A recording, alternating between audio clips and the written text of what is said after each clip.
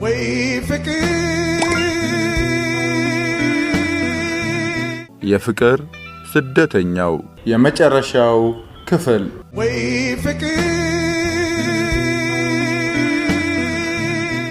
ጸሐፊና ተራኪ ሙሉጌታ መሐመድ። ፈጣሪ ፈቀዳት ውሃ አጣጪ እሷ ሆና እዛው በስደት ተጋብተን ልጅ ወለድን።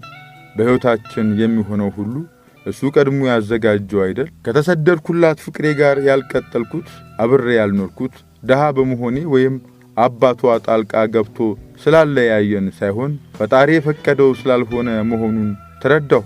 በዚህ የእውነት ቃል እየተጽናናው ያንተ ናት ብሎ ስደት ላይ የሰጠኝን ፍቅር በመንከባከብ የደስታ ሕይወት መምራት ቀጠልኩ። ወይ ፍቅር በስደት ሕይወት ሕጋዊ እስክሆን ብዙ ስቃይ አይቻለሁ። በተለይ ባህር ዳርቻ ላይ ወደፊት ሙሉ ሕይወቴን መጽሐፍ የማዘጋጀት ሐሳብ ስላለኝ በሙሉ ይገለጻል። ከማልረሳውና እግዚአብሔር አብዝቶ ከረዳኝ ገጠመኝ ውስጥ በአንድ ወቅት ካምፓኒ ላይ እየሰራው ሳለ እኔና ሌሎች ሕገወጥ ስደተኞች በፖሊስ ተያዝን። ከኢስታንቡል የ19 ሰዓት ጉዞ አድርገን ድንበር ላይ ታሰርን። ያኔ በቃ አበቃልኝ አልኩ። በተለይ ብዙ ጊዜ ታስረው የቆዩ መሰሎቼን እስር ቤት ሳይ ተስፋ ቆረጥኩ። እስር ቤት የምቆይበት ጊዜና ስቃይ፣ ከዛም ወደ ሀገሬ ስባረር የሚገጥመኝን ነገር ሳስብ ተንበርክኬ ጸለይኩ። ወይ ፍቅር በሚገርም የእግዚአብሔር እርዳታም ባለቤቴና ሌሎች የነጌሌ አርሲ ልጆች ተረባርበው አንድ ቀን ብቻ ታስሬ ተፈታሁ። ስፈታም እዛው ድንበር ላይ ነበር የተለቀቅኩት። 19 ሰዓት በአስቸጋሪ ሁኔታ ተጉዤ ወደ ኢስታንቡል ተመለስኩ። ከሀገር ወጥቼ በስደት ወደ 5 ዓመት ገደማ ቆይቻለሁ። የመጨረሻውን ዓመት ከምናምንም ከቱርክ ወደ ግሪክ በማምራት እዛ ነው የኖርኩት። ወይ ፍቅር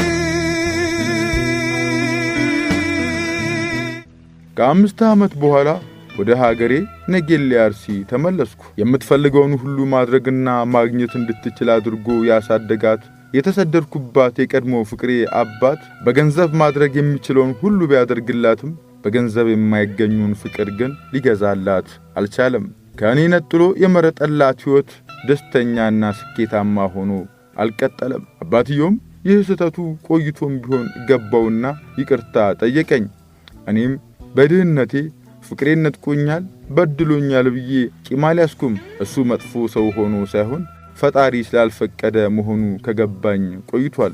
ለይቅርታ ግብዣ አድርጎ ሲጠራኝ ይቅር ለእግዚአብሔር ብዬ በመገኘት ዝቅ ብዬ ጉልበት ሳምኩ።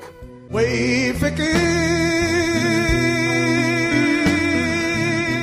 ይቅር መባባላችን በራሱ ትልቅ ሰላም ሰጠኝ።